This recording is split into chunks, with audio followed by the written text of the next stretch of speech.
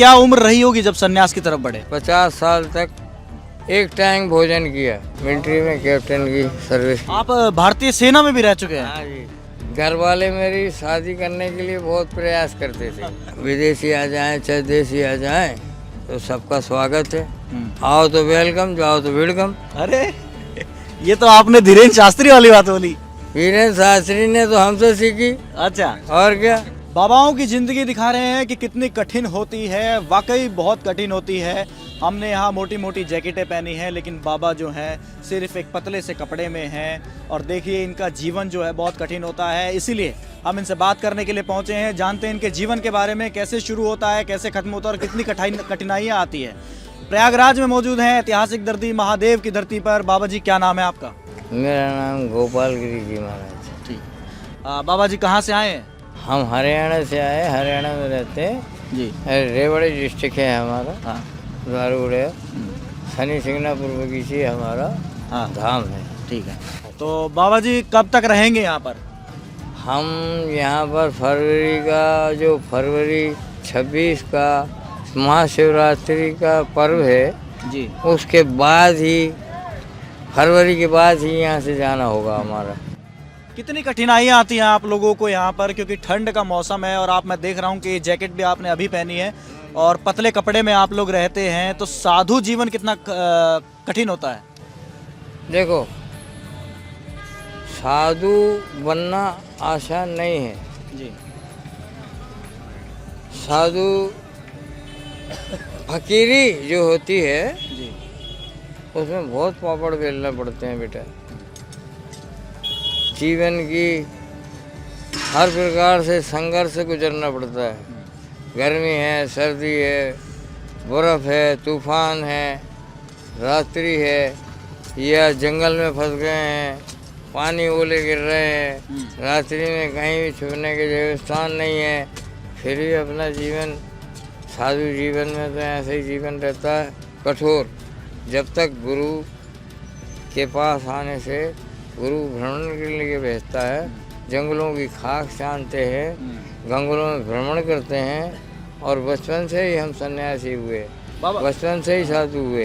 कौन सी क्या उम्र रही होगी जब सन्यास की तरफ बढ़े? हमने तो बचपन में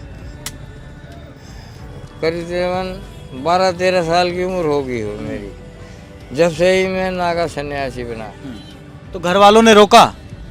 घर वाले मेरी शादी करने के लिए बहुत प्रयास करते थे कि आप शादी कर लो, ये कर लो। जब शादी की समस्या आती थी उस समय मेरे को पहलवानी का शौक था।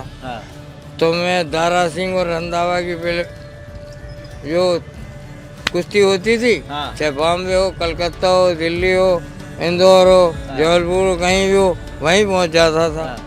अब वो सारे हमारे परिवार में पहले से ही डिग बाबा और बोले वो क्या बोलते हैं वो सिटी वाले बाबा, वो सारे हमारे पास 15-15 दिन, 20-20 दिन, एक महीने रुकते थे हमारे घर में।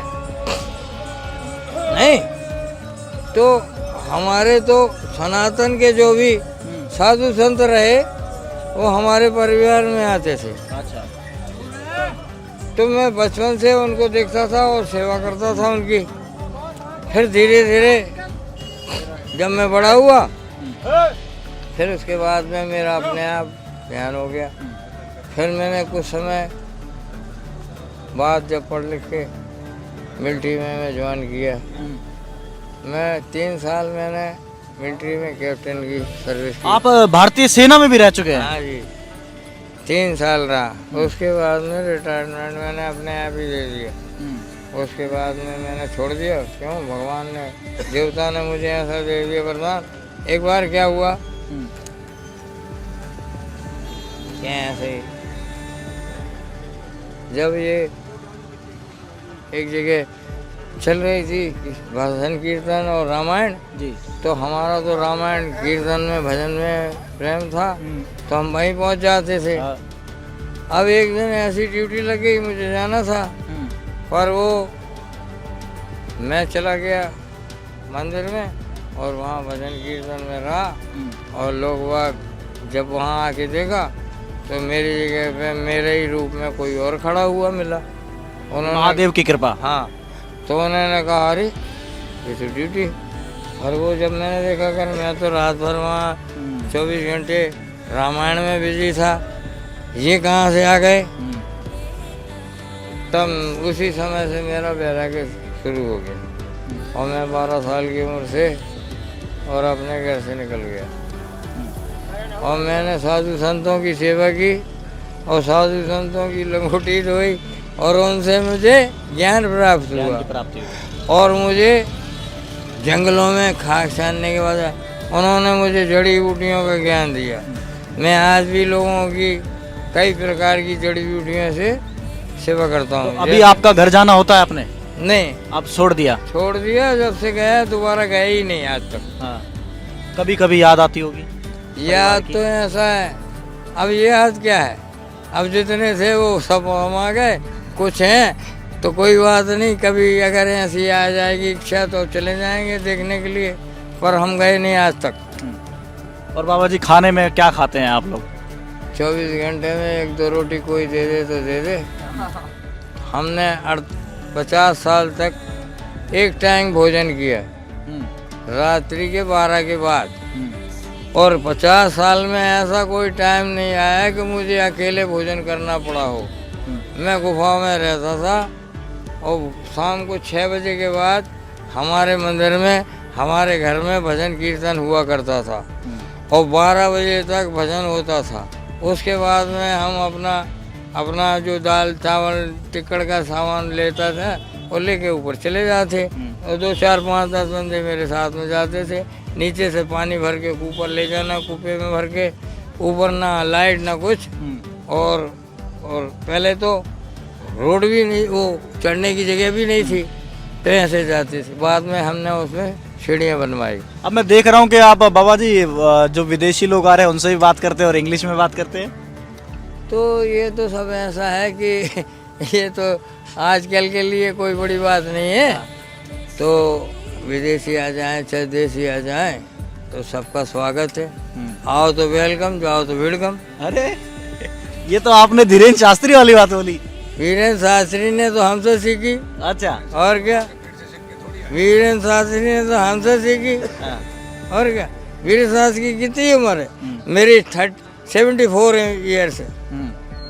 74 ईयर्स, मतलब मेरी 74 वर्ष की उम्र हो गई 25 में। प्रयागराज में बाबा जी व्यवस्थाएं ठीक है, कोई परेशानी तो नहीं कर रहा? ना ना, परेशानी किस बात की, सारी फौज, सारा सब कुछ, मोदी योगी और जो जी सब है, सारा संसार जो दिख रहा है इस समाज में, जो कुछ भी है, किसी को कोई तकलीफ हो रही क्या? हर किसी आने जाने वाले को हर प्रकार की सुविधा मिल रही है, हर प्रकार का सब कुछ सहयोग मिल रहा है और किसी बात की कोई तकलीफ नहीं है। पर मैं ये हर हिंदू भाई से कहना चाहता हूँ कि कम से कम हर मंगलवार को 2 घंटे हर परिवार के इंसान को मंदिर में जाके अपना योगदान करना चाहिए, ताकि आपको भी लगे कि हाँ हम भी हिंदू हैं। तो आपने इस वीडियो में देखा कि कैसे नागा साधु और अघोरियों का जीवन कितना तकलीफ भरा होता है और बचपन से ही घर छोड़ दिया जाता है, परिवार सांसारिक जीवन छोड़ दिया जाता है और सन्यास की तरफ बढ़ जाते हैं। अगली वीडियो में कुछ और सीरीज दिखाएंगे और कुछ और एक और वीडियो के साथ आएंगे। तब तक के लिए आप देखते रहिए इंडिया टीवी। महाकुंभ 2025 सिर्फ इंडिया टीवी पर।